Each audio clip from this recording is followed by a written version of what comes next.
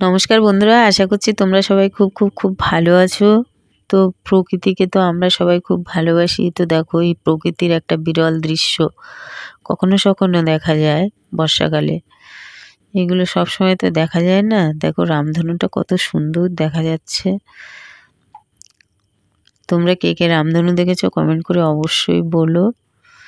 হ্যাঁ, দেখো আমি ভিডিও করতে করতে ভাবলাম একটু ছাতা নিয়ে বাইরে বেরোবো, বেরিয়ে রামধনুর সাথে আমিও ভিডিও করব।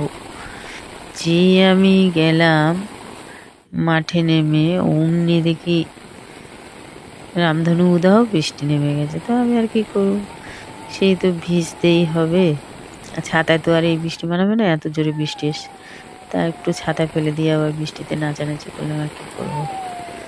আমার জলে দৌড়াদৌড়ি করতে, বৃষ্টিতে ভিজতে খুব ভালো লাগে। তো তোমরা আবার বেশি ভিজো না, জ্বর টর বেঁধে যাবে। তো যাই হোক, তোমরা সবাই খুব ভালো থেকো। তো আমার আজকের ব্লগটি এই পর্যন্তই।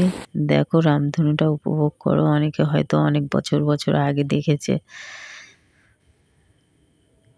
সেই জন্য আজকের ভিডিওটা করা। দেখো কি সুন্দর, সবসময় আমরা তো দেখতে পাই না। আমি ওর কিছু ফটোগুলোই ভালো এসেছে বলে ফটোগুলো দিলাম। তো বন্ধুরা টাটা।